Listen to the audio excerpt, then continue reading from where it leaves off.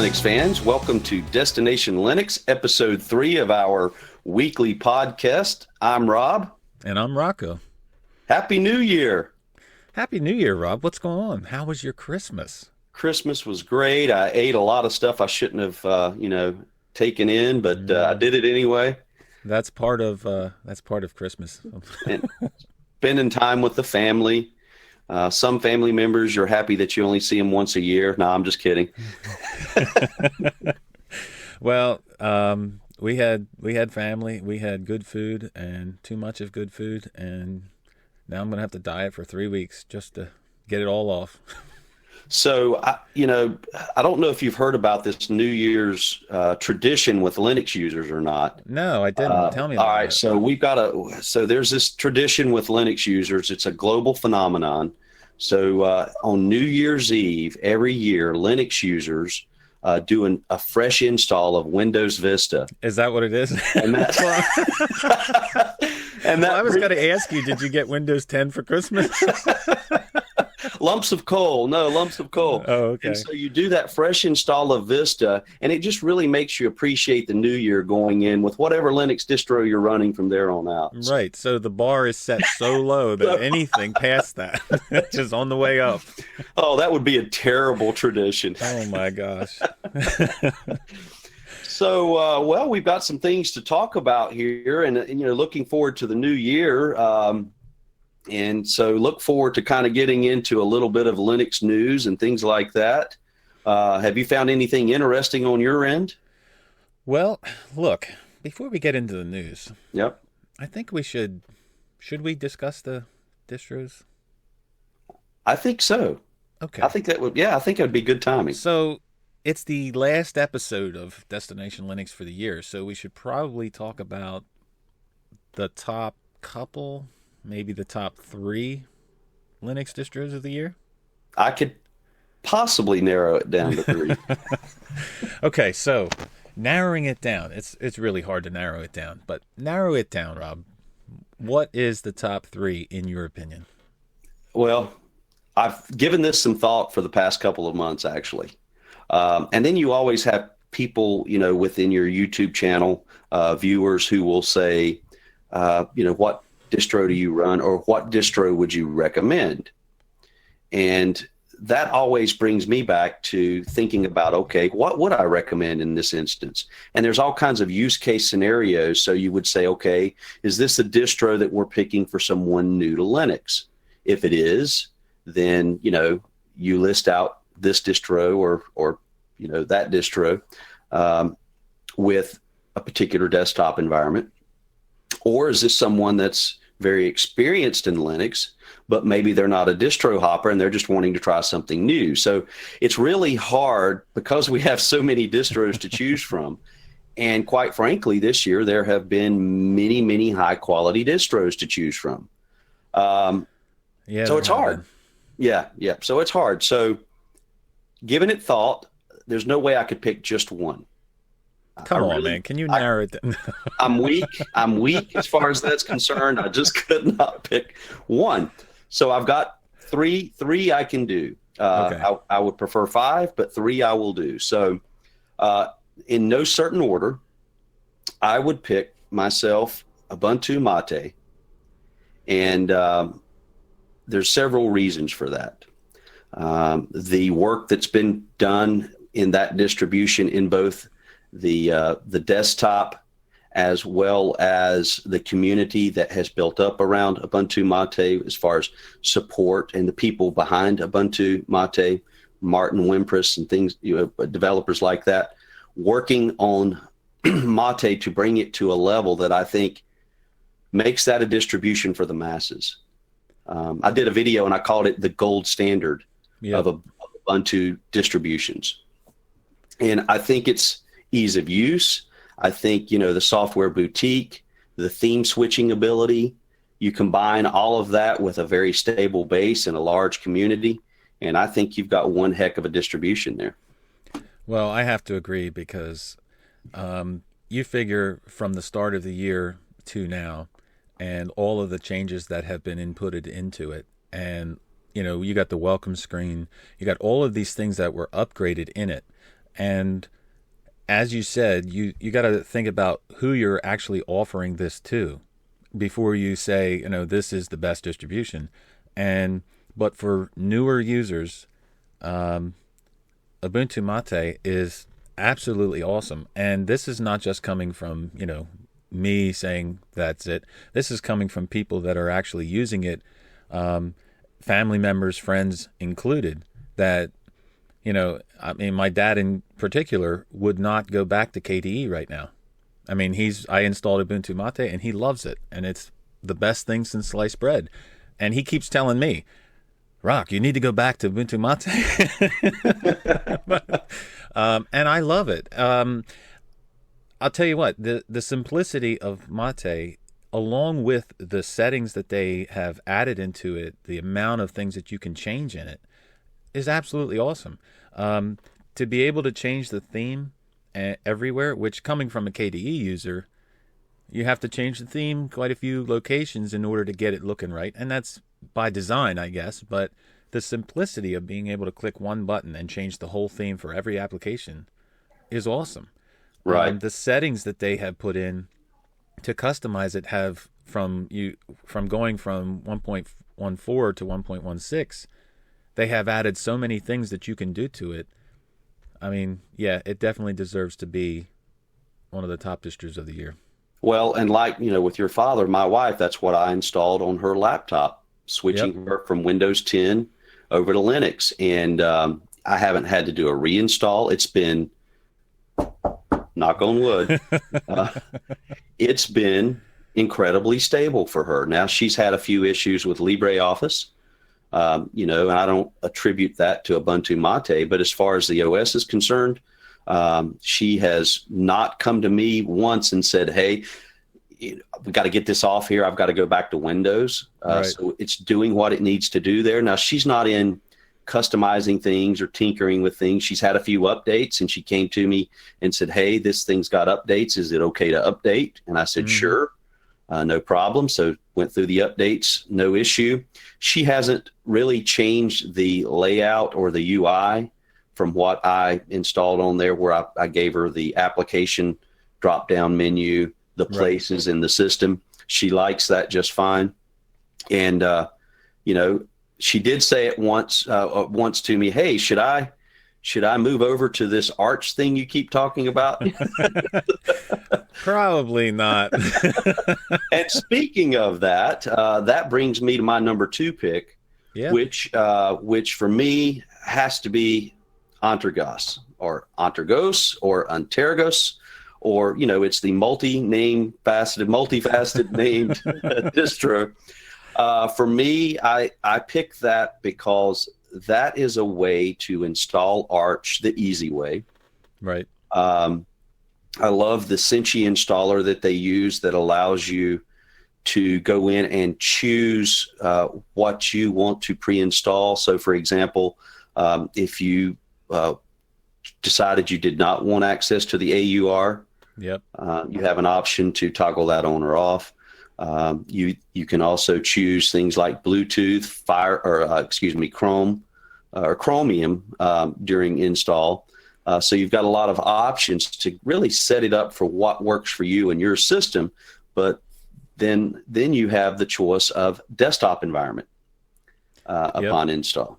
So now I'll say not all desktops are equal as far as Antergos is concerned. I've had mixed results with, say, Mate over the GNOME and the KDE installs.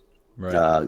KDE and GNOME being, for me, really flawless installs, where I've had some issues in the past with Mate.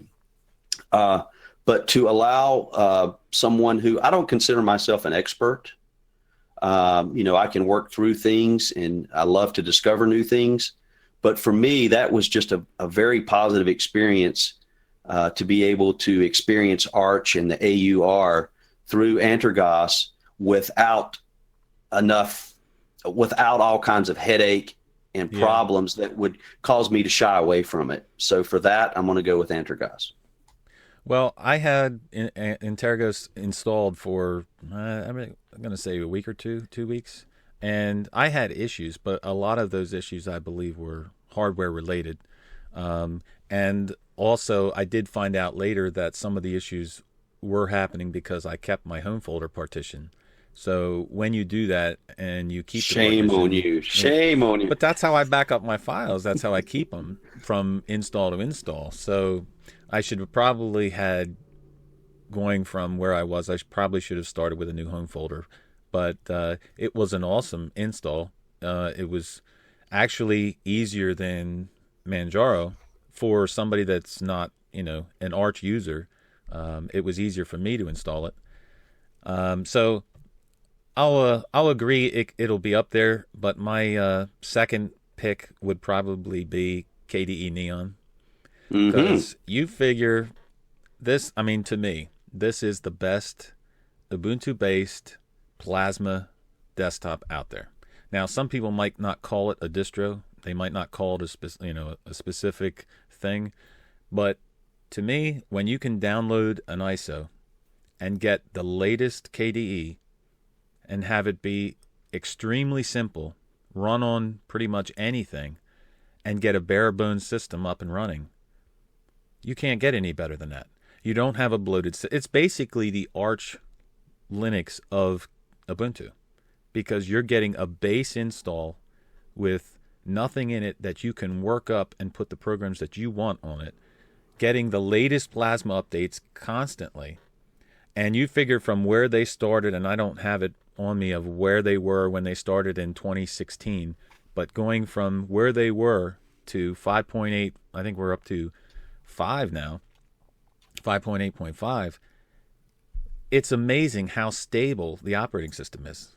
And that would have to be my second throw up there for a distro of the year. No throw ups on this show. Wrong choice of words, I guess.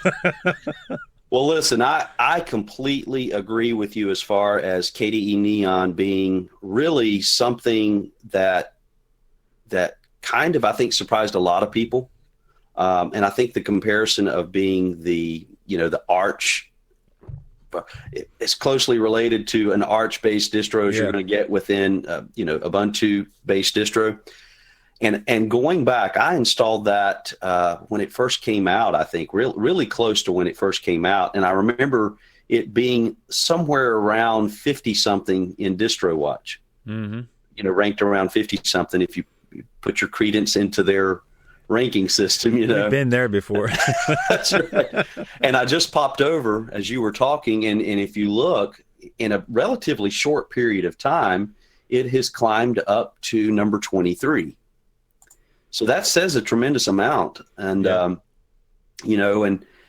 typically when you see remarks about KDE Neon, they're all favorable. I see very few negative comments about KDE Neon.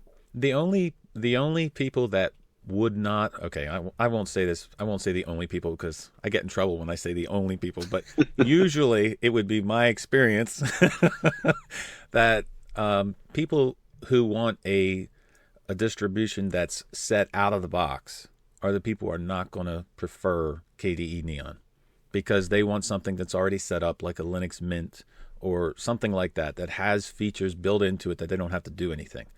But if you want a base install, you can't get any better than KDE Neon. Well, and there's something to be said for, like you said, just having that fresh base with really nothing really set up and installed on it. And to be able to go in and do a clean build-up, if you will, right? It's really makes it personal. Yeah. What you use on your system is going to be different than what I use on my system, and so on and so forth. And to start fresh like that, it's to me, it's, I don't know. I guess if I were to say, hey, developers, pay attention to this for this reason, it would be, hey, make a version that's stripped down, make a light version. And you see that, you see that in some distros. So, well, I mean, that's one of the first things that I do for family members when I install an operating system or distro on their computer is I go through the programs that they're not going to use and get rid of them. Ah. So this is, like I said, it works out perfect. Well, awesome. Well, good pick on your part, I'll admit. That brings us to the third pick, and this one for me was a surprise. It was a surprise in many ways. Number one, I really had not been following this distro. And then kind of out of the blue over the last really month, there was a lot of buzz about this distro, and I was not one of the first guys to jump in and do a review and check it out. I just posted a video last night about this distro, and that is MX16. Yep. I've got to put that in the top three. If you'd asked me 2 months ago, I would have never chosen it because I didn't even know about it. Right. You know? But I'm so impressed with it. I've got it on installed on 2 pieces of test hardware. And neither of those, I guess you would say, unfortunately, neither of those have graphics cards that require the use of the MX tools. And for me, that is a huge reason why I pick MX16 for number 3. And again, in no certain order, their tool set, all put together the way it is phenomenal. If you've gone through the heartache or headache of trying to get your graphics drivers set up properly, to have that in place for both AMD and NVIDIA, I mean, that's just fantastic. Your codecs, one-click install for all your codecs. And I know that's not new. And then you add to that their repository where it's like they went out and they said, okay, if we were to look at the top grouping or top list of popular Linux software, what would that be? It's like they did that and then applied that to their repository. It's just, I mean, you can say nothing, but that's great. I mean, that's awesome. So, well, I installed it on actually this drive that I'm running right now, and the install, I mean, like I said last week, the install went so well, I didn't even notice the difference between installing NVIDIA drivers on a Debian distro than if I had never done it before. So I don't know how hard it is. Everybody talks about how hard it is to install NVIDIA drivers on Debian, but I didn't notice any difference because all I did was click it and installed it. So that goes to them building it in. And then, like you said, you go into the tools, and there's just so many things that they add that, I mean, it's the Linux Mint of Debian distributions. I mean, they add so many fine touches to it that it makes it, and like you said, I wouldn't even noticed it before it came out. But that's how much they put into it to thrust it up to the top of the distros for 2016. And I don't think there's too many people that would disagree with that being in the top 3. So I think it's a great distro. Absolutely. I think you said it well. I called it in my video, I called it the Dremel tool of distros. That's pretty much what it is. I mean, there's so many things with it. It's awesome. Yep. And I agree with your assessment, the Linux Mint of a Debian-based distro. It's that and more, really. Because, for example, it's the little things. And you mentioned this, I think, in our last podcast when we had a chance to chat with Dolphin. It's the little things that you don't know about until you get in and you start using it. And one of the things that stood out to me, so, for example, you launched the MX Tools window, and you've got a listing of all the MX tools. Well, if you click on one of the tools, the main window goes away, and the focus then comes in on the actual tool that you're using, right? Okay? Which is the way it should be. But then you close that out, and what reappears? The main window. The main window, as it should. And but see, that's those little things that people don't think about, that the developers look at and say, man, this is the way it should happen. Right. And those little things are just make the operating system. And you go along and you find constantly little thing after little thing after little thing that you just look at it and you're like, that's awesome. Yep. I can't believe somebody actually put this in here.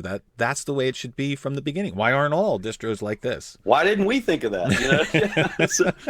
All of a sudden that's easy. Yep. Yeah, exactly. It makes it like this. That was easy. Well, Well, and I'll give you another example. So have you tinkered around much with XFCE, going in and customizing and adding things to the panel and things like that? I have done it. I have customized XFCE for a long time, but it's been a long time since I've done it. So we had run XFace for a while. Well, I call it XFace. Yeah. well, I've done it enough to really just hose it up. Like if you go in and you start adding things, and if you're not paying attention and you click on the wrong thing, next thing you know, you've deleted applets that you didn't mean to delete. Yep. Or you're trying to rearrange icons on the panel and things like that. Well, you can really hose that up. And I've gotten it to a point where I'm like, oh, crap, I've got to reinstall XFCE.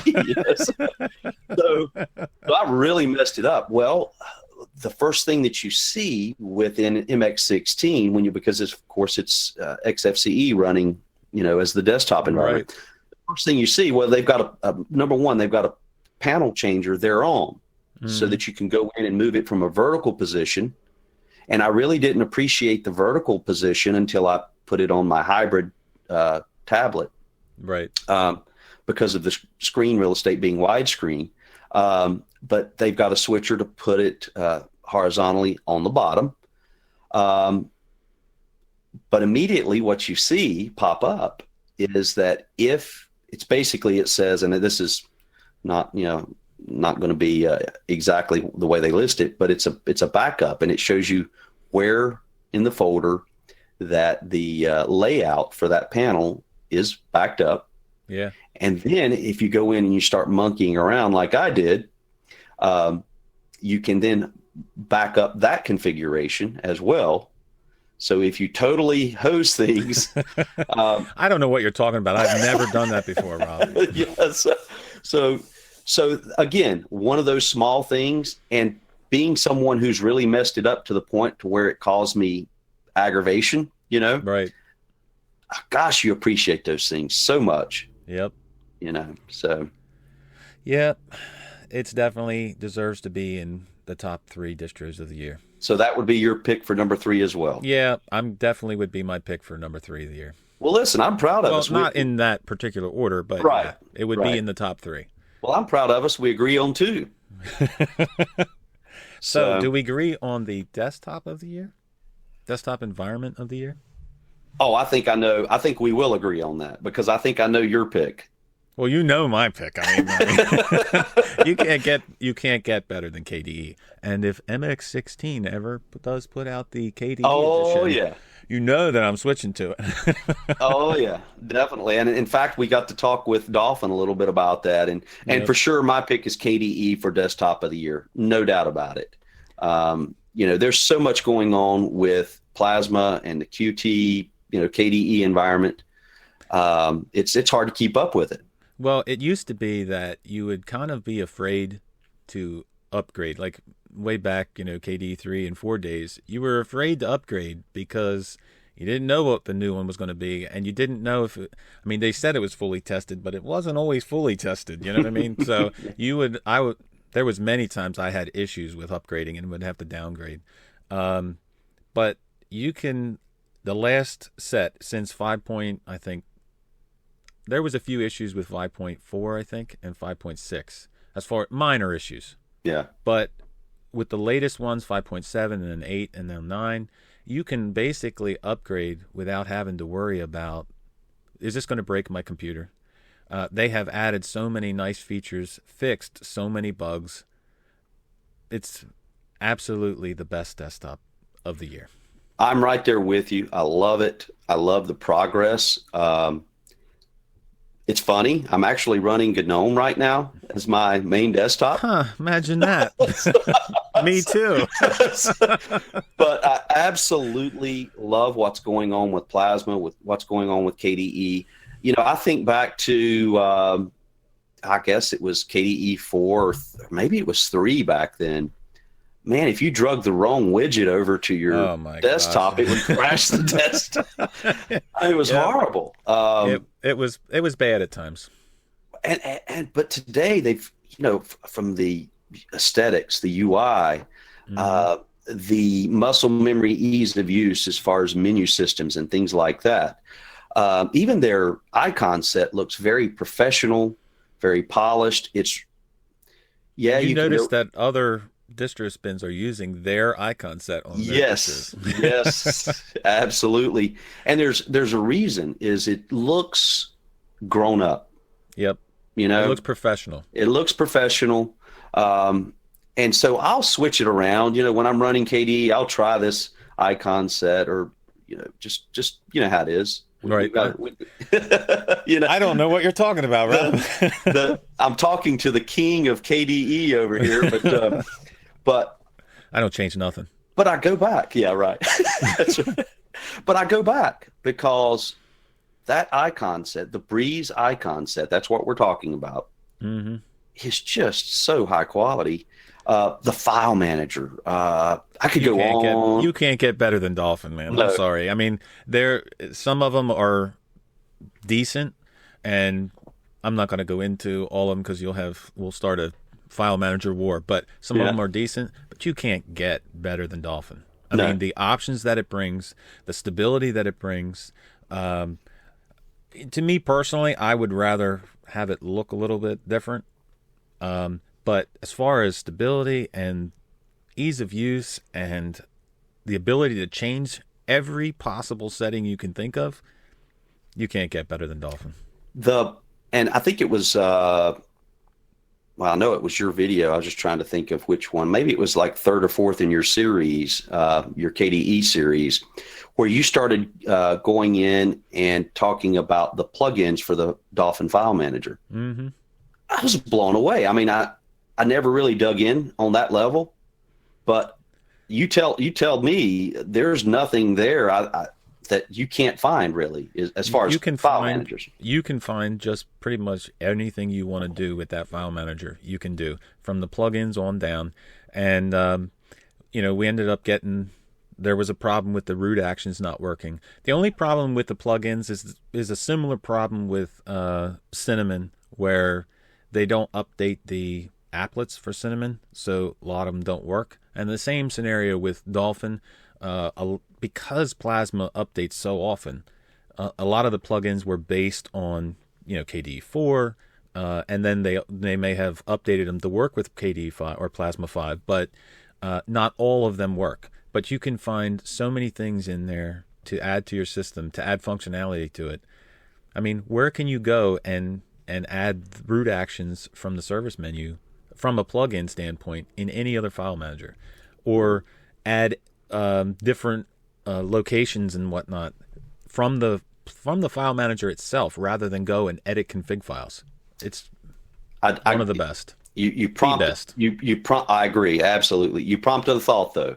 I got to go back to MX16 real quick, because in the Thunar file manager, guess what they had set up? Root access. What did they have set up? Root actions. Root access. I don't know why that's not in every distribution. I just don't understand that. That should be in every distro. I mean, maybe for somewhere, new users, yeah, maybe they don't want you to do that. Okay? Somewhere a security expert, somewhere the security guy in the Linux world said, this, therefore, is a bad idea going forward. Well, speaking of GNOME, we decide for you what you should want to do or what you can do. So that's a bad idea for you, so we're not putting it in there. Right. Exactly. And I guess it could be a bad idea for new users if they do open it up and delete something they shouldn't, I guess. But to me, it should be in at least an option. So the other thing, I guess the one knock that I would say against the KDE desktop environment is you just can't customize it, man. Yes, it is pretty tough to customize. But, once in a while you can find a video online to help out in the customization part of it. Yeah, there's a channel, Big Daddy, now. He's going in and he's tweaked some things. Who is that guy anyway? But no, in all seriousness, there is not another desktop environment that allows you to go in, and Rocco, you've done a phenomenal job over the last year, really going into all of the detailed settings with KDE. So people listening out there, if you have any interest whatsoever in KDE and all of the things you can tweak, I mean, it goes on. You could spend days and hours, couldn't you, Rocco? You could spend a lifetime diving into the settings. It is by far the most customizable desktop, bar none. Nothing comes close. And it used to be that when you would go in and mess with the settings, that things would happen, unexpected things would happen. But that has slowly and surely gone away to the point where, like I said, if you're running Neon, you can't get any more stable than that.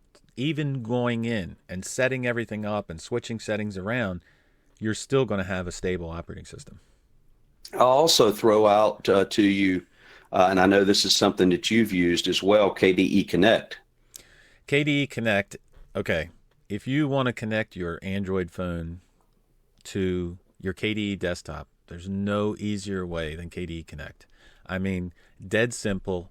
You install it on KDE. Well, no, it's actually installed on KDE. You install it on your Android phone.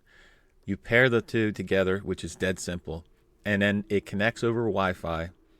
And as long as you're on the same Wi-Fi network as the phone is, files transfer, the same speed that you would transfer, or that you would download from your internet. As long as your internet connection, that's what it's going to transfer as.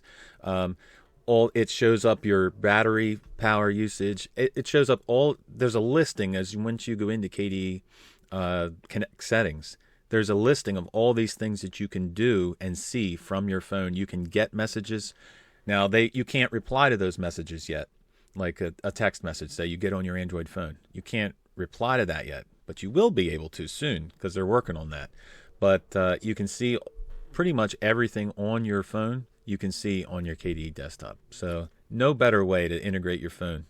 Well, and the aspect that I enjoy the most, and actually, this didn't really occur to me. I knew, okay, this is the way this is going to work, but it didn't really hit me. So is your phone always by your side when you're working at your desktop? Because mine's not. Not always. Right. Sometimes I have it charging somewhere. Maybe I left it downstairs. The ability to see what's coming in on your desktop, because for example, for my work, I've got email accounts and things set up on my phone that are not necessarily set up on my desktop. Yep. Or it may be set up, but it may be in the cloud, so I don't have it interfaced so that I see that come in as a pop-up, right? Right. So to be sitting there and all of a sudden you see this pop-up out of the corner of KDE Connect that says, hey, such and such message just came in is awesome. Yep. Absolutely awesome. It is awesome. Now, back up to, I had an opportunity to try, and I don't recall the version, and did a video on it where you can reply to the text now. I haven't been on KDE lately, so I haven't got that update. That is available with that update, and I tried that out. My wife sent me a text. Mm-hmm. I replied from the desktop to her, and nice. She did get the text. Now, it may be because she had her text app open. She didn't get an alert. It just appeared. Right. So I don't know if that's because it was open on her phone or what, but it worked. The two-way communication worked. So yeah. Again, an awesome feature. And I just know that with the rate of progress that we're seeing changes and improvements through the KDE team, mm-hmm. that's going to continue to grow. There's probably things they're already working on that, who knows, maybe you can order a pizza from it in 2017. Well, hey, you're speaking of not having your phone on you, but then you go and say you put your phone, I mean, not that I would ever put my phone down and not remember where I put it, but you can actually ping the phone or ring the phone from KDE Connect if you put it down and you don't know where it is. It just has so many features to it. Yep. And like you said, it's just so simple to set up. And now I'm asking myself why in the world I'm running GNOME right now. I know. Every time we talk about KDE, I miss it because I'm running GNOME at the moment. But I'm going to blame that on you. All right, no problem. So for Destination Linux, our desktop of the year definitely goes out to KDE. And personally, I just want to give a shout out to all of the developers involved with KDE and Plasma. Keep up the great work. Just thrilled with what's coming down the pike. And then there's some other things coming up in our news segment that kind of ties in with KDE as well. So, yep. I can't wait to see what's next. Absolutely. So what do we got in the news, Rob? Well, we've got some news, some lightly related news to, well, I say lightly related news. It is Linux based. I want to talk about CyanogenMod. So for those of you out there familiar with rooting your phone and putting custom ROMs on your phone, you'll know the name Cyanogen, and you'll know CyanogenMod. So Cyanogen takes the Android operating system, which is open source, that uses a Linux kernel and some other niceties from Linux. That's why I say lightly tied into the Linux world. I guess you could say really not even lightly. It is tied in. It's tied in. Yeah. So I've been, like a distro hopper, I guess you could call it distro hopping on my phone. So for years, I have used various custom ROMs, and I guess over the last couple of versions of CyanogenMod is the community edition, if you will, of Cyanogen. So Cyanogen as a company, you may find that on phones that are commercially sold, and that's what they use as their main OS. There are a few phones out there that use the Cyanogen OS. Right. The CyanogenMod is kind of like in the Linux community, a community spin of Cyanogen. And so I found myself gravitating towards CyanogenMod for my base operating system on my Android phone. That's been great for years. There's a lot of development around that. But unfortunately, part of our news is I'm sad to announce that Cyanogen as a company is no more. They'll be shutting down their servers and everything at the actually, I think today is the day that the Cyanogen servers shut down. Right. And so the CyanogenMod team, they're not going to sit idly by. The community of developers are going to spin that over into a new OS called Lineage.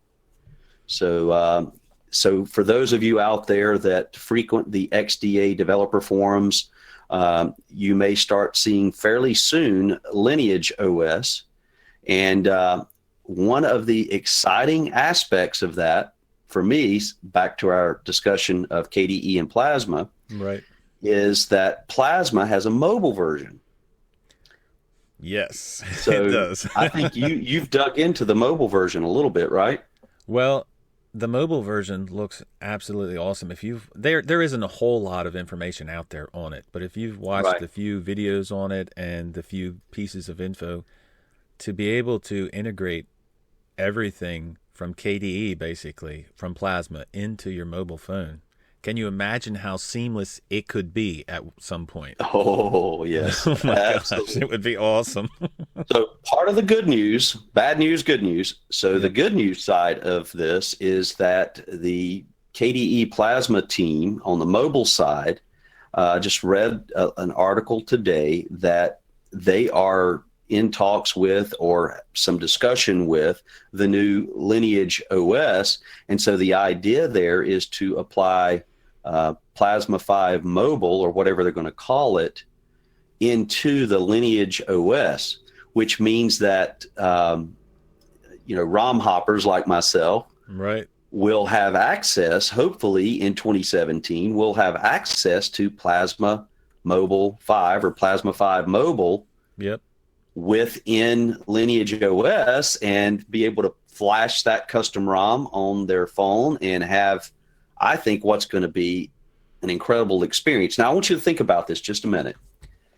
If tomorrow you and I were able to put a nicely made custom ROM on our phones that integrated features from Plasma 5 that worked seamlessly through maybe the technology that they have with KDE Connect to our operating system, I would do it in a minute. In a minute. In a minute, I would do it. That'd be like a Christmas gift, man. And that would be awesome. That may solve, as far as the desktop environment's concerned, for me, that would probably solve my distro hopping ways. Not desktop hopping ways, but I may try different. Let's not get crazy, Rob, okay? Yes.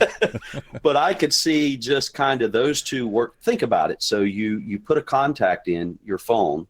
Now, today we're doing that through Google or various other sync methods. Right. But imagine if they're tied together in a way. So you put a contact in on your phone.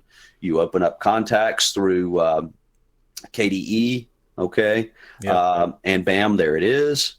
But KDE is also talking about adding cloud storage to like an integrated cloud storage to KDE, where your contacts would be backed up similar to Google and whatnot, which would be absolutely awesome. Listen, if that happens, my wallet is opening that, because whatever they charge, if that happens, that wallet comes open, and guys, whether that's you're charging for it or whether it's a donation, get ready, because I'm all in. I don't know if it was a podcast. Who was I listening to? It was Linux Unplugged, or somebody was talking about it, that they're in talks with one of the cloud storages. So yeah, it's like a preliminary thing, obviously, but can you imagine?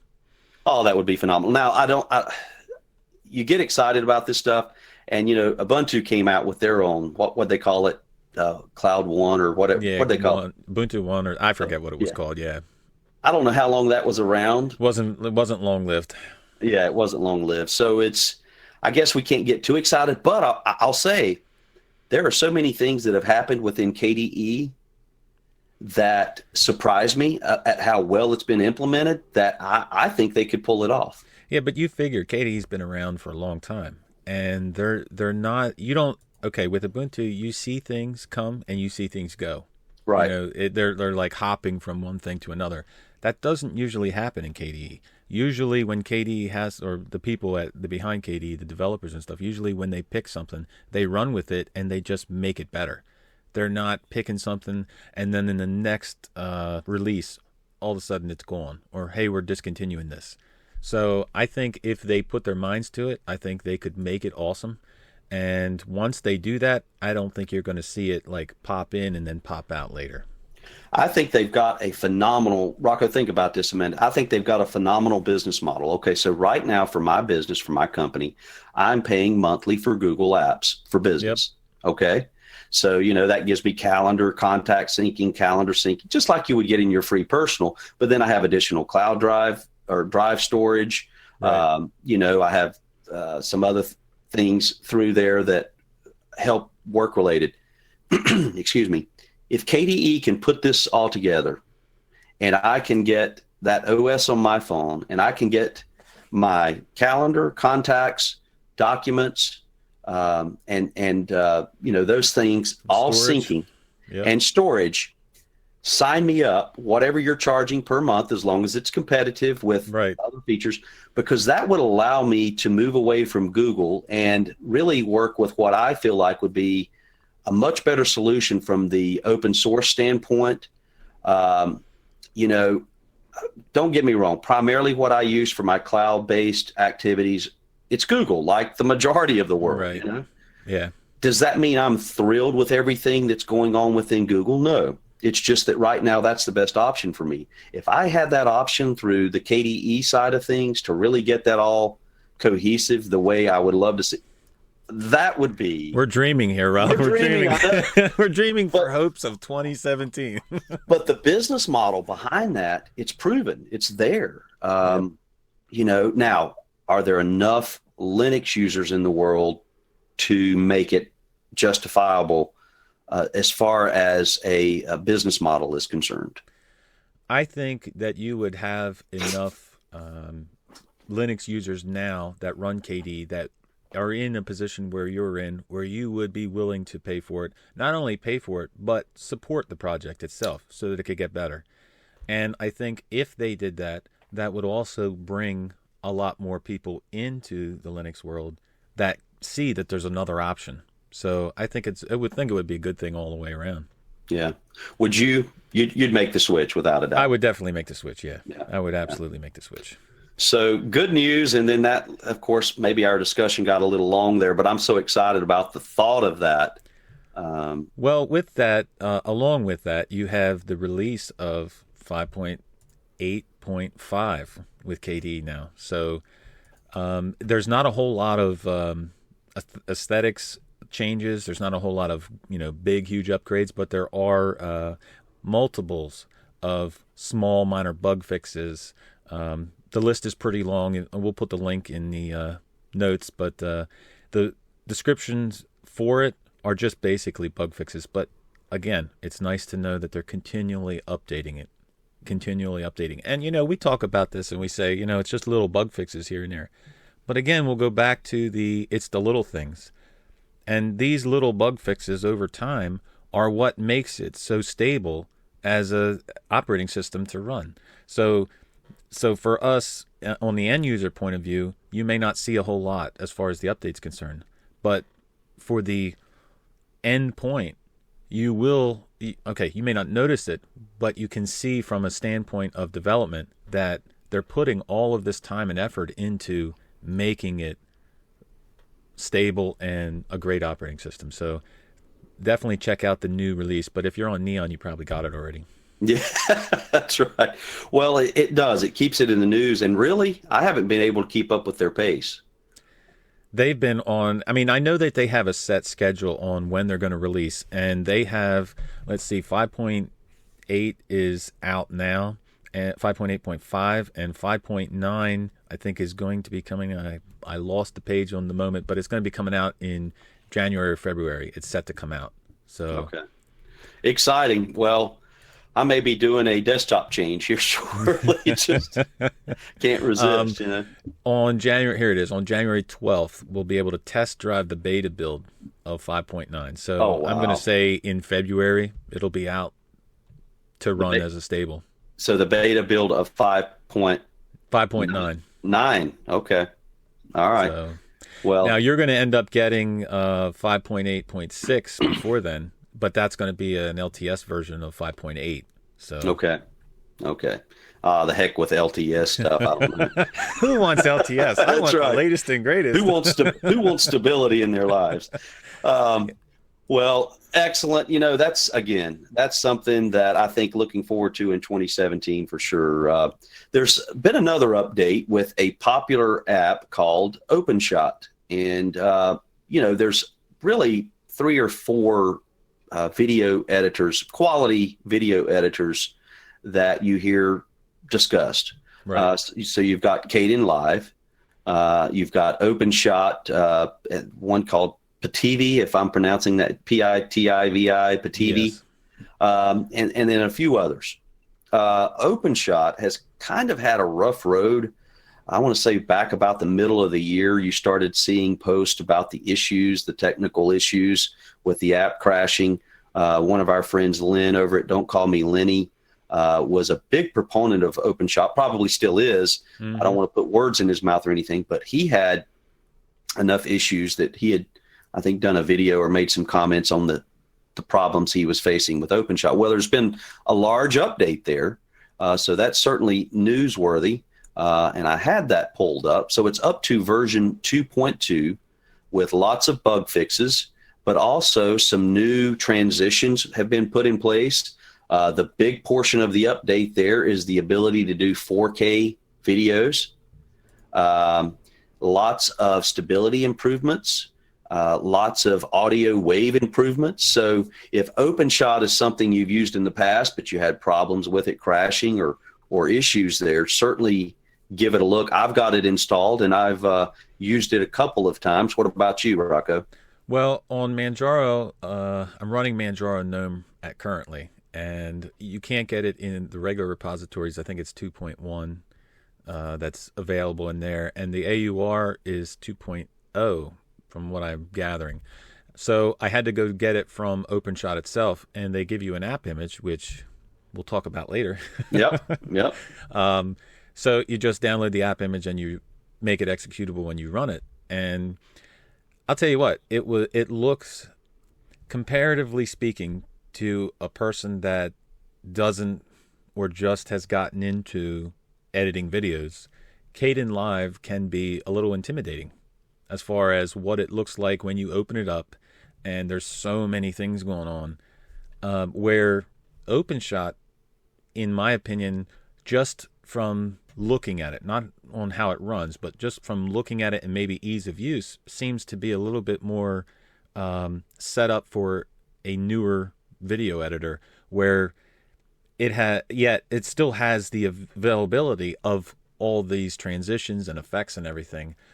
It seems to be set up really nice and not intimidating, where you have boxes to drag, and you have the similar setup in Kdenlive, but like I said, you have so many things going on that, if you're not familiar with it, or if you don't, you're going to have to basically do a lot of research on Kdenlive to start out. That's right. Well, and I agree with you. And that's kind of the first thing that hit me was it's a simpler interface. Yep. Hey, that's what I was trying to say in all them words. That's great. It's a simpler interface. Hey, that's why we work on this together, right? More coffee. Wait, I got more coffee. I'm getting it. Okay, go ahead. Continue on. So simpler interface, but they've introduced so many cool transitions and you want some coffee, Rob? Man, yeah. Would you please? I'm going to hold the cup up here.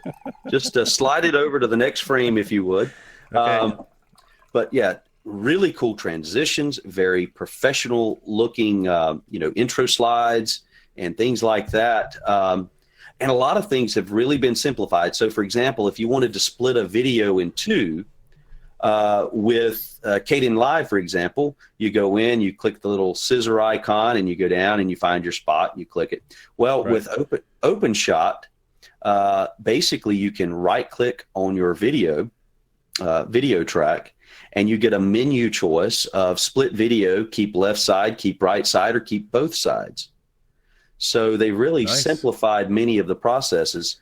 So definitely, it made the news because it is a big release, lots of bug fixes there. Now, I will say that I had, with a fairly large 340 gig video file, I did have an issue where it crashed in about the same spot twice. And I think the bug report was filed. I'll have to go back and look on that. So it crashed twice in about the same portion. So I thought maybe it was a corrupt video. So I switched over to Kdenlive, pulled it in, got to that area, was able to do my edits and get through the whole process and no issues. So it turned out it wasn't the video. It was an issue and this was version 2.2 because I'm running in Antergos. I was able to pull that right in, so what you're saying is our app pick of the week would probably be Kdenlive. Is what you're saying? Yes. So in this instance, our app pick of the week, that leads us into very good. That was the most professional lead in I think I've heard in a long time, buddy. We're here to help, man. That's right. So our app pick of the week is Kdenlive. Well, I installed Kdenlive, and like I said, you have an interface when you start it out that if you're new to editing, it's a little intimidating. But anything pretty much, I won't say anything, but a lot of things in KDE can be intimidating if you're a new user, especially if you dive into the settings. But once you get over that fear mm-hmm. and you do a little, I watched a couple videos, I asked you for help, and it makes it to the point where you can edit videos, and there's so many, it's basically KDE for video editing. I mean, I know it's KDE, but I'm just saying it's KDE for video editing. You have so many options there to add effects, add transitions, make sound options. It was amazing to see everything that you could do with it. So I'm still new to it, and I actually put together a video. The last video I uploaded to the channel, I added an intro and an outro into the video. And I did that through Kdenlive, and hey, I think it's awesome. Yep. Well, I think everything from the standpoint of a semi-novice to maybe experienced user, there's enough there. Yeah, I would say yes, definitely. It is harder to find your way around than, say, OpenShot for sure. Mm-hmm.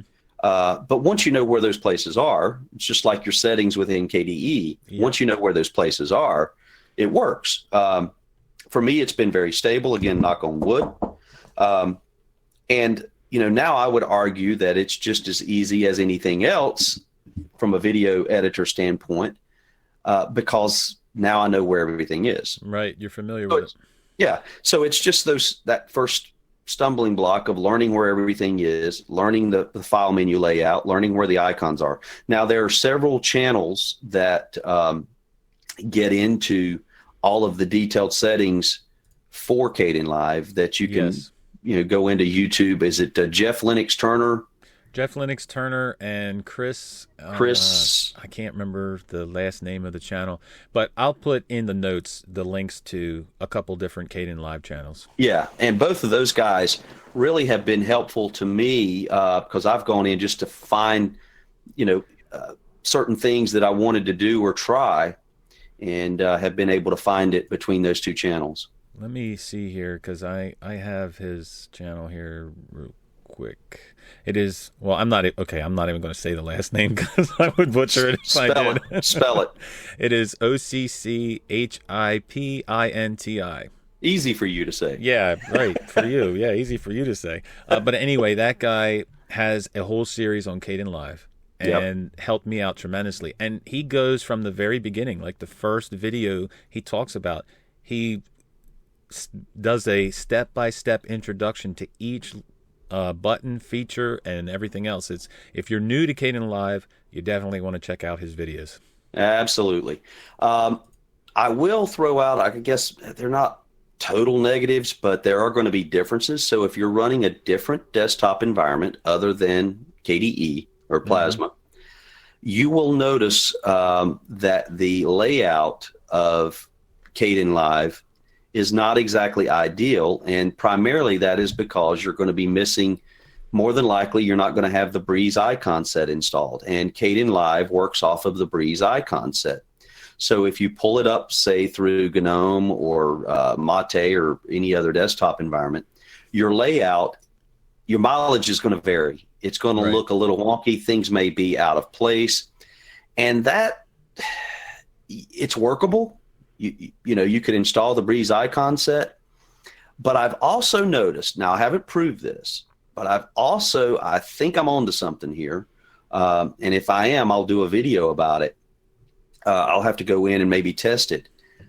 I don't think that Kdenlive runs as well as far as rendering is concerned in a desktop environment outside of KDE Plasma. It doesn't, because I'm like I said, I'm on Manjaro Gnome at the moment, and I tried to edit a few videos with Kdenlive, and the playback when you're trying to watch what you're doing in the preview screen or whatever you call it, it kind of hesitates and everything. So I don't know if that has to do with what you're talking about as far as being outside of KDE, because I didn't run Kdenlive before this, so I don't know how well it runs in a KDE environment, but it definitely has one or two minor issues.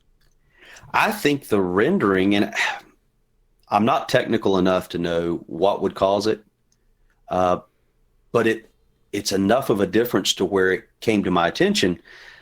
I think there's maybe a 15 or 20% difference in the rendering speeds, and so the way we could test that is we take the same.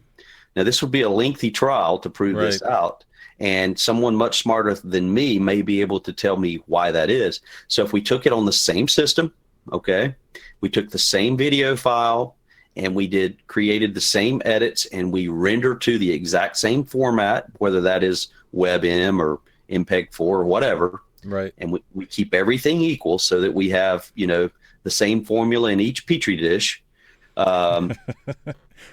And then we hit render, and we see what our render time is. That would be pretty interesting to find out if it runs as well in KDE as it does or in other distros as it does in KDE.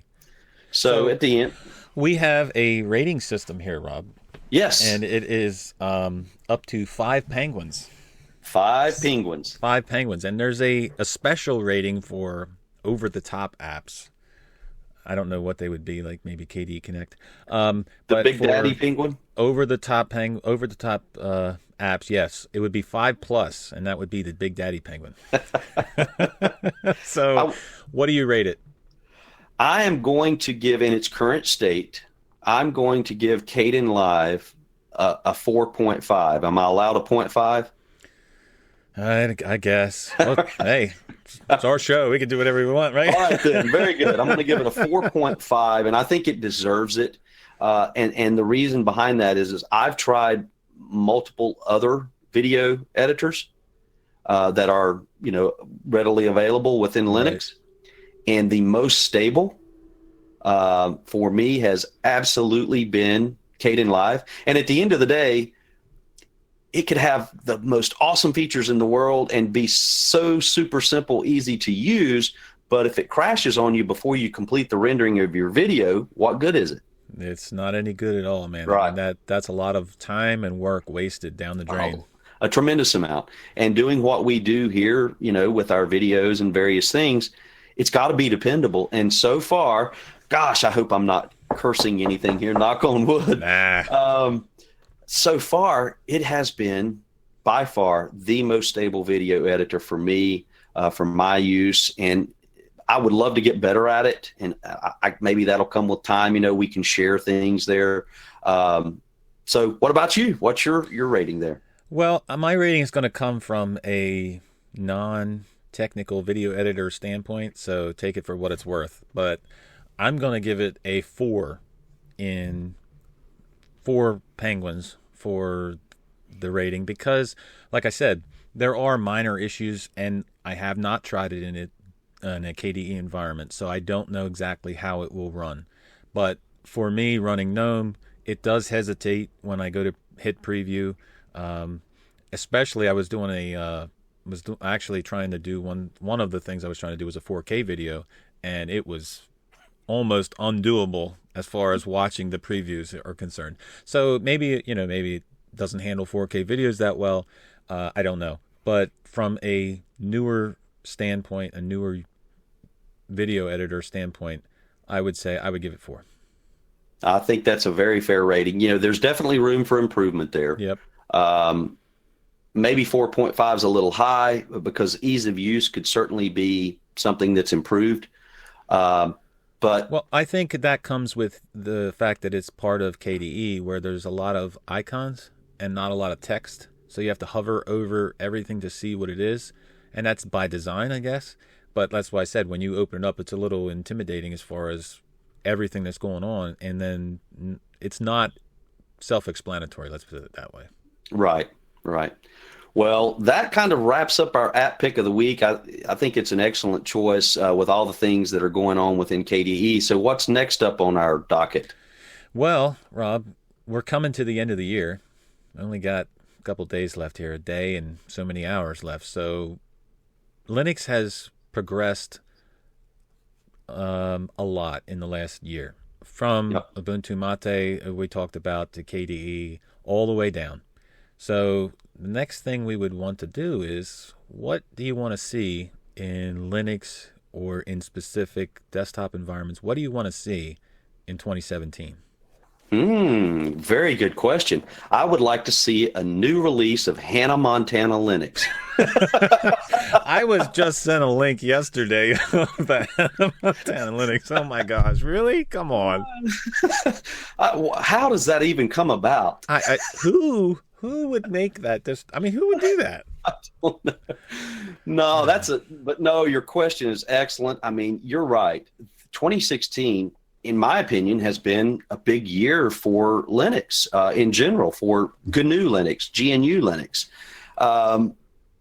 Especially if you combine Android, which is a part of Linux, and then if you look at the stats, so for the first time ever, I think it's 5% Linux usage. Desktop Linux usage, I believe in particular, surpassed 5%. Was that right? Was it 5%? No. Now I'm questioning myself. I don't have the numbers on me right at the moment. Yeah. But needless to say, it's growing. Whether it was 0.5 or 5%, it's hey, look, we're not always movement. Technical here. We don't have the exact numbers, but we just know it's growing, okay? It's upward movement, and for the first time it surpassed whatever that midline number was. It surpassed it for the first time ever. Right. There's growth there. And every year, what do you see in the tech blogs is the following, is next year going to be the year of Linux? It's like this ongoing kind of thing. And I kind of laugh at that and think, really? You're going to kind of rub that in our faces, as that 2016 wasn't the year of Linux. Well, guess what? For all of the people who decided to dump Windows or Mac and move over to Linux, guess what? For them, 2016 was the year of the Linux desktop. Yep. It had some great developments in 2016. So Absolutely. All we got to look forward to is the future. So what do you want to see, man? Well, great question. There's a couple things. One, I would love to see, and this is part of what we were talking about earlier, I would very much love to see development on the KDE side of things for the desktop environment. I would love to see development to where you start to see more improvements in both the QT base, on the KDE side of things, to where apps that you are using maybe cross-platform or cross-desktop start to conform to a more cohesive look. So if you take GNOME, for example, or GNOME, which is GTK based, and if you open up a GTK app within KDE right now, to me, GTK apps opened within the QT environment or the KDE Plasma environment do a pretty good job of conforming to the desktop from a UI standpoint. But I think the other way around, not so much, not quite as good. So if you opened a QT-based or KDE Plasma-based app within the GTK environment, sometimes it doesn't work out from a UI standpoint.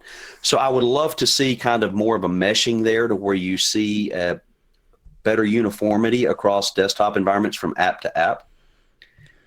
Well, I would agree that the GTK apps look good in a KDE environment when you have a theme that matches all around. If you start changing themes, obviously in KDE you have to change them in a few different places, and you have to change the theme in a GTK app in a different location than you do for your actual theme for your desktop. And unfortunately, you don't have a lot of themes that have both the QT and the GTK part of it. So you'll have one will be GTK. You have them close, but I would love to see more themes come out, more I don't know what the word would be, cohesion between the two, so that you could switch and it would be seamless. Where you could switch to a theme in KDE and a GTK theme, and it would look exactly the same. More themes. You have one or two that are out there that are that way, and they do look good when you are on that theme. But if you start switching, that's when it goes a little by the wayside. So I would love to see more themes come online with that. Well, and that kind of takes you down this path that we could go on for a long time with this subject matter. So let's take a look, for example, at Linux Mint with their X apps. Yep. All right. So if you take the premise of X apps, where all the controls are in the same place, no matter what you're opening, when you apply a theme, it applies right over to the X apps uniformly, as it should. That whole concept is excellent. But in order for that to happen from one environment to another, that would be extremely difficult, because now you're getting into, all right, well, where are you going to place the controls? Well, we have them on the right. No, we want them on the left. And then you've got all this fragmentation there. Yeah, you do. I'm seeing the improvement. I've seen the improvement over QT-based apps and GTK-based apps. I see that getting better. I just would say that my hope would be you would see, like you said, more uniformity there, and see that continue to grow and improve.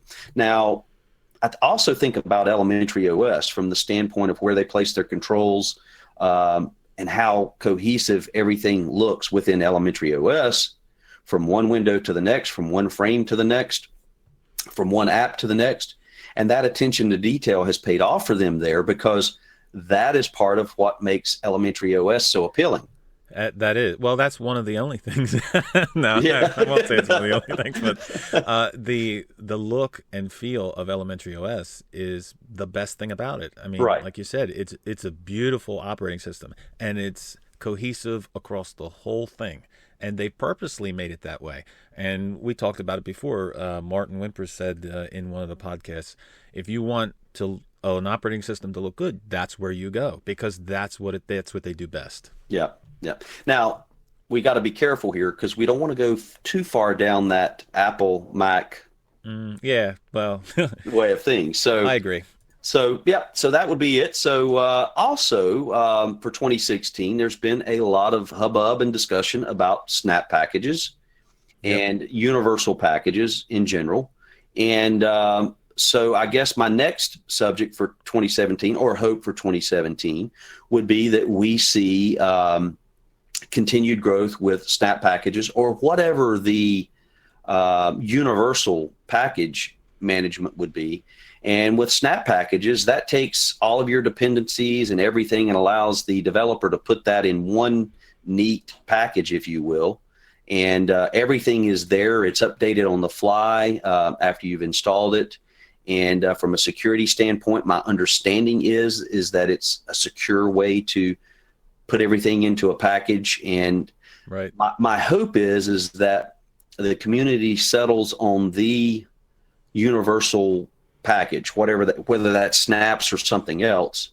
I would just like to see that continue to grow, because now you've taken one of the issues that, or well, it was an issue when I first got into Linux, is how in the heck do you get this installed? Yes, exactly. So that would be my hope for 2017. What are your thoughts on that? Well, I definitely would love to see them make a big stride in going with, and as you said, picking one and running with it, a basic snap package type thing. Right now, I would like to see more programs, or whatever you want to call them, use Appimages, because when I was on Windows, I would use portable apps, and you didn't need to install them. You would just run them from a folder. Now, there's only a few that are on Linux that I see that have them. I know that Etcher has one, and actually we talked about OpenShot. That's how I tried out OpenShot, because I can't get it right now in the AUR.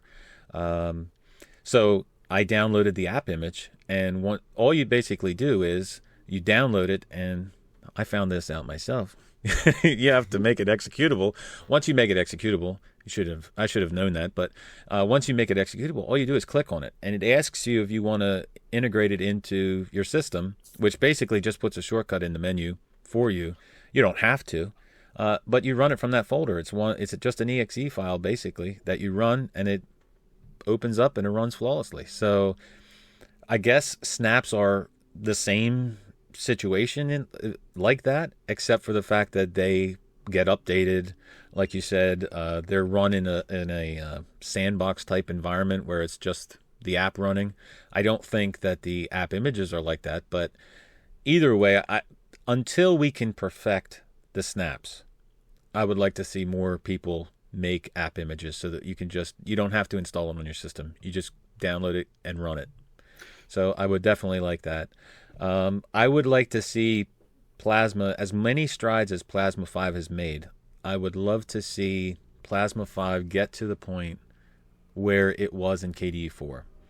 When they switched from KDE 3 to KDE 4, a lot of the system settings were removed because they didn't work properly. Okay, and they basically switched what they wrote on top of. So they had to redo everything. They had to rewrite everything to work with KDE 4.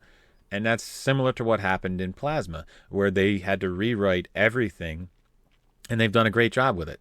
But I would like to see it get to the point where you have as many settings in Plasma 5 as you did in KDE 4. And as many settings as there are in Plasma 5, there are noticeable things that you can't do. Like, for example, I'll give you one example, the full screen launcher, the application dashboard in Plasma 5. Well, it used to be what was called Home Run, and it was a widget that you added on. I remember that. Home Run, yeah. You could change everything. You could go into the settings of Home Run, and you could manipulate it and make it look exactly the way you wanted it. In Plasma 5, you can use it, but there are no settings basically, except for a keyboard shortcut. So I would like to see them concentrate on getting things back to the way it was in KDE 4 as far as the amount of settings. So. Well, Awesome. I agree with you 100% there, even though there are more settings than you could shake a stick at with it. Am I wrong for asking for more settings? No, you're not. No, you're not. And it's because that's what you're into. And I am as well. And many other users are, they want to discover that. It's a discovery process. And so I'm right there with you on that. I want to add to that our previous discussion, because for me, as we discussed it earlier, if I could, get Plasma Mobile set up and just have that cohesive in 2017. Now, I think that's going to be something that's maybe 2 years out. I don't know. I don't have a clue there, but my goodness, that would be awesome for 2017. At least to start it out, because obviously there's going to be bugs and they're going to have to work things out. But at least to start it out, where you could actually download the beta or whatever, what I mean. At least try it out. Yeah. But yeah, it definitely like I said, it could use some improvement on my take. Well, I'm going to throw in something else here for 2017. My hope for 2017, and we already see that it's happening, and we've talked about it in a previous podcast episode, and that is more collaborative work between some of our main distro developers. Yep. And so we're seeing that with a new menu system for Mate in both Solus OS as well as Mate. And so you have Martin Wimpress, and you have Ike Doherty, and you have some developers from Elementary OS colluding on some things there. I would love to see more of that in 2017. I think many of our viewers out there have expressed that, hey, why don't you guys get together over here and come together and have a kumbaya session and come out with this great OS. I don't know why they wouldn't. I mean, positive things can only come out of that. I don't understand. I agree. And, there's human nature involved. So you've got personalities mixing with other personalities, cultures mixing with other cultures. Ideas and thoughts that are hard to bring together, but it sounds like that's happening behind the scenes. So the average guy like you and I, we don't see it. We don't necessarily know that it's happening. Right. So when that window was open just enough to say, hey, wait a minute, hey, this is happening. And, quickly seeing the results of that. In fact, I need to go back and check and see, is that application launcher available now? Yeah, I haven't even the Brisk menu. We talked about Ubuntu Mate being the one of the distros of 2016, but how much better is it going to get with the Brisk menu? So exactly. So so that for me, I think would be another big hope. Not that they come out with this ultimate Linux OS that 5 of the top developers in the Linux world have come together and. I don't think you would ever agree on that. I mean, because like you said, there is a lot of fragmentation, and that's by choice too, because of the personalities, because of people wanting different things. So I don't think you're ever going to come out with that, but it is nice to see him work on it. Right. And I think if we're asking for that, I think that's a possibility, that you're going to see more collaborative work, whether it's on one piece or one part of the OS, that they all come together and say, hey, how could we make this part better? Because we see a need here across the board, not just for your OS, but for my OS. Right. I think if we see that, I think that will be an awesome thing for 2017. So speaking of 2017, Rob, yes, what are you running right now? Well, right now I am running Antergos with GNOME or GNOME, whichever you prefer to call it, 3.2 to whatever the latest is, because with Antergos, I get the latest desktop version. Well, I am running Manjaro GNOME, and, coming from looking at it as a KDE user, I was very upset at the first couple days that I was running it, because it's definitely not KDE, and there definitely is not the amount of settings that you can tweak in GNOME. But I tell you what, I mean, I'm surely not switching my desktop of choice from KDE, but it's growing on me, man. I got to tell you. Well, listen, just so everyone knows, I haven't talked to you to even know that you were running GNOME or GNOME. I had no idea that you were before we started the show. Right. And So I'm kind of surprised. Here we are, two KDE lovers. What in the heck are we doing? And that's what people are going to ask. What are you doing? Especially Hades Eyes. He's going to be like, why are you running GNOME? And GNOME is not really the most popular desktop environment out there. A lot of people were upset about a lot of the changes that took place, from GNOME 2 to GNOME 3. I don't know why I'm running it either, but there's something there that's in its simplicity. It's almost kind of like elementary OS in a way, in that there's simplicity in the right place to make it really nice and easy and smooth, if you will. It's hard for me to wrap a description around why I'm running it and kind of liking it. You're right. I don't know. I can't point out this is the reason why I'm running it, but there's a draw to it in the simplicity of it. And GNOME is kind of like Microsoft, where, okay, I won't compare them to no. They have the same mentality as elementary OS, as Microsoft, where they put into the distro or into the environment what they think you're going to want to have, what options you're going to want to have, what's going to make it easier for you. They remove settings like, for example, the root actions and stuff like that. They remove that kind of stuff because they don't want a new person messing it up. So they pick for you what they think you're going to want. But I got to say that the picks that they do make are really good. Yeah. I mean, some things I would love to have. Yeah. I'm not saying this is the best thing since sliced bread. I'm just saying that they do make some really good choices on what it looks like, how it operates, the features that it has. I have to say, I mean, I'm really enjoying it right now. That's all I can say about it. I mean, I did a video on the full screen launcher, and I did the extensions, and I had the menu up there and everything. The what do you call it? I forget what the extension is called right at the moment off the top of my head. It's a Geno menu. Geno, yeah. Yeah. So I had that on there, but I disabled it because I've been enjoying running the full screen launcher. What can you say? But I have. Well, all right. So I found a few key extensions, and you and I have discussed those extensions, and I've talked about those extensions in a video that I did. And they're simple extensions. They add places. They add a simple drop-down application menu launcher, which isn't very powerful, but it's seamless and fast. Right. And then a few other extensions that really allow me to run this with no problem whatsoever. If the extensions weren't there and in place, no way I'd be running it right now. Absolutely not. No, it's pretty much crippled without the extensions and without the tweak tool. Like they install the certain distros install the tweak tool, not all of them. Right. Without the tweak tool and the extensions, you would never run them.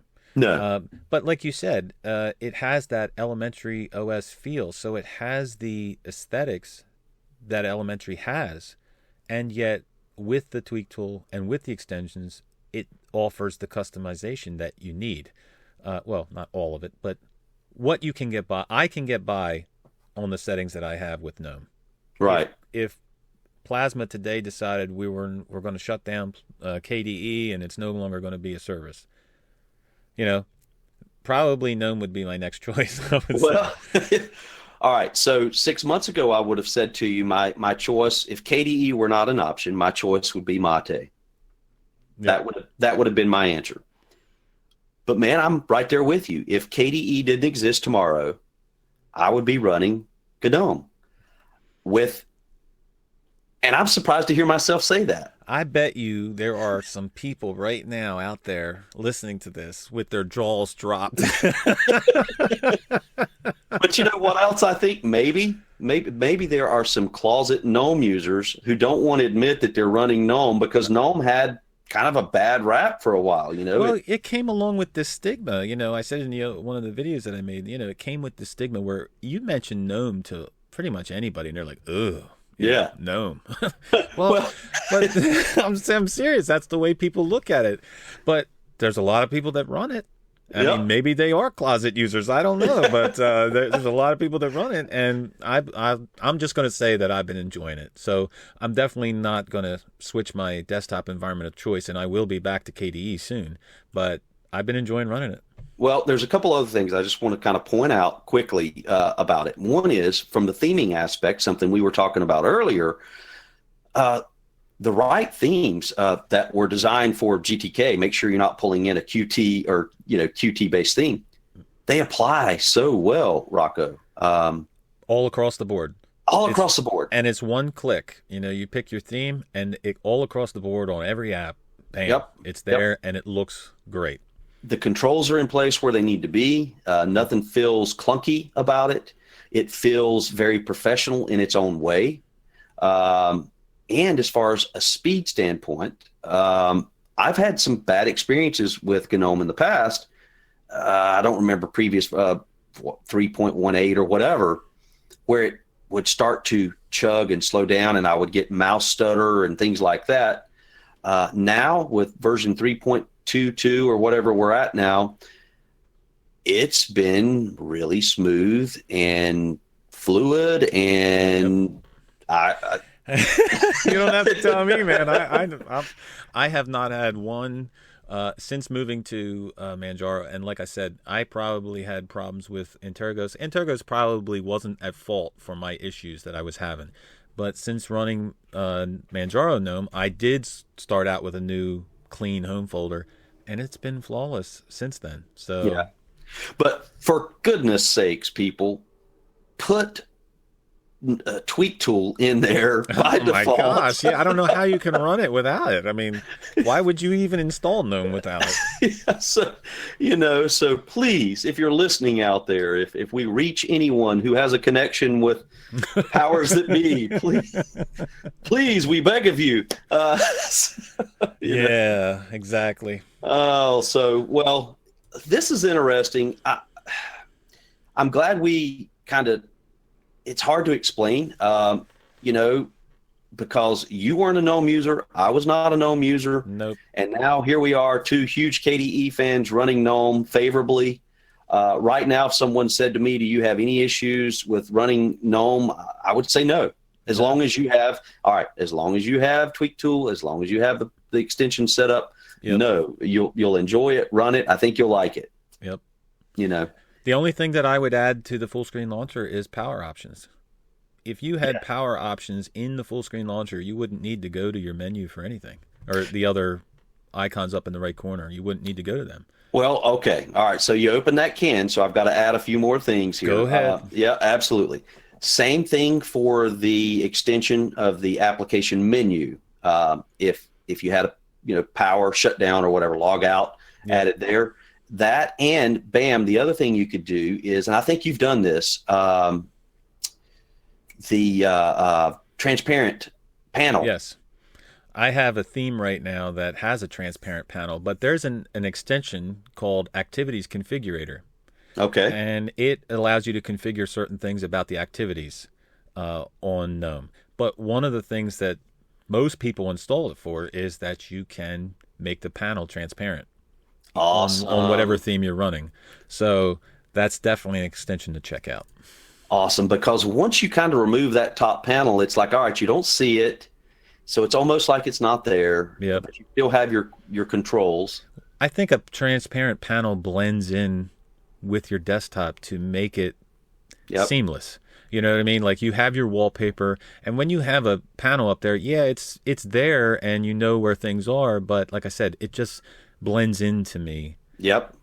Into the desktop that you're looking at, it blends in when you have a transparent panel. So that's a must for me.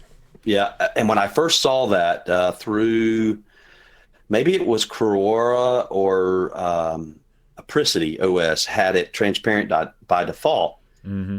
Okay, simple thing, right? It's simple. Okay, you would think. Transparent. You would think transparent panel. Does it make? It made such a difference for how I felt like I was interacting with GNOME then. Well, again, we got to go back to Elementary OS because by default, their panel is transparent and it looks absolutely beautiful. Yeah, well, So there's the problem now. That's a problem, okay? I see that as a real problem in that GNOME is getting to a point where now I'm going to be bouncing. Okay, now I'm not just distro hopping. You're desktop environment hopping. You're DE hopping. Now you've just created a new problem. Now you've introduced a whole new problem. Oh my God. So now it's not just which distro are you going to run, but now it's which desktop are you going to run. So we've added from DHA, we've added also DEA. And that's tough, man. That's tough. So we'll see. I'm probably going to wind up back on KDE just for various reasons, especially if some of the things we've talked about start to come to fruition in 2017. That'll solidify it for me. But folks, I guess what both of us are saying is don't be afraid to try GNOME. Don't be afraid to try it, because don't go with just the stigma that it's GNOME, because it can be configured to be run comfortably.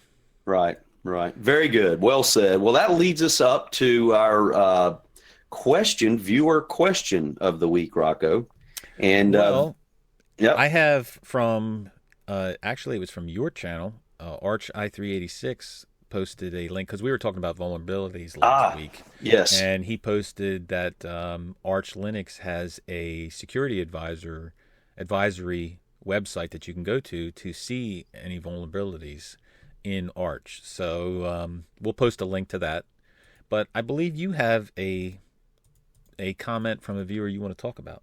Absolutely. And thank you for the post. And that was viewer, who posted that again? Arch i386. Okay. And I missed that, so I'm glad you picked that up. Thank you very much for posting that, because something I was not aware of. We'll have a link in the vid portion of the podcast. We'll have a link in those notes for that. So thank you. I do have a question here, and this one, I want to go ahead and read this verbatim because I'm not familiar with, let me go ahead and pull the question up. I am not familiar with what he is speaking of. And so this comes from viewer RK. He says, I have successfully installed Ubuntu Mate 1604 LTS on my Mac Mini as a dual boot system. And then he goes on to say he also got REFind, which I am not familiar with, and we'll talk about that in just a second. He got that installed manually on his Mac. The thing is that REFind does not boot Ubuntu. He did figure out how to boot into it from a recovery boot in advanced systems. Now, he's got it all set up, and it's working well, except for the part where ERFind doesn't allow it to boot, I guess, automatically, or doesn't give him the option to boot into Ubuntu on his Mac Mini. So just because I wasn't familiar with it, and Rocco, you were not familiar with it, correct? I was definitely not familiar with it, but apparently REFind is a boot manager that you can boot from multiple operating systems from. Right. And so I'm not familiar with it. I just want to be clear about that. I wish I was and would be able to help you out. And Rocco, you're not familiar with it. So what we're asking is if any of you viewers or listeners out there are familiar with REFind and that's being set up on a Mac, please post comments or help or suggestions. You can email them comments to comments@destinationlinux.tech. Awesome. So that again is comments at destinationlinux.net or .tech. I'm sorry. .tech. Yep. Comments at destinationlinux.tech. So that help would be greatly appreciated because it allows us to help others in their quest to. Where did I get that word quest from? I like that word. That's funny. It sounds like a good name for a YouTube channel. I need to use that. But it'll help others in their quest to get Linux set up and working for their desktop OS, which is what we want more and more of for 2017. Yep. Anytime somebody that's what needs to happen more often in the Linux community is when people reach out and ask for help, that people help them out and do whatever they can. Yep. So we would appreciate any help you can give. Absolutely. And we're all limited. There are viewers on your channel and viewers on my channel where these guys, I'm amazed by their knowledge. I mean, I've got guys who have messaged me and they talk about their system, and I am blown away by their level of expertise and knowledge in, graphics cards and drivers and on and on and on. Partitioning. But you're always learning, no matter how far advanced you are. You're always learning. Right. Even in, like, I know my way around KDE settings, but even at that, in some of the videos that I've made, people have said, "Hey, you can do this," or "Hey, you can do that," and I either forgot or didn't even know. And it was like, so no matter how far you get, you can always learn from other people, and it's amazing to see all the people that just throw out all of this knowledge, not throw out, but give you all of this knowledge by commenting and saying, "Hey, do this," or "Check this out." I think it's awesome. It is awesome. And so I think that's a great way to end the show, and appreciate it once again, Rocco. Enjoyed this episode very much. Oh, I loved it. So I guess we'll see you in 2017. Yeah, see you next year, man. That's right. All right. Have a happy new year, everyone. Happy New Year to all you. All right. Take care. We will check you later.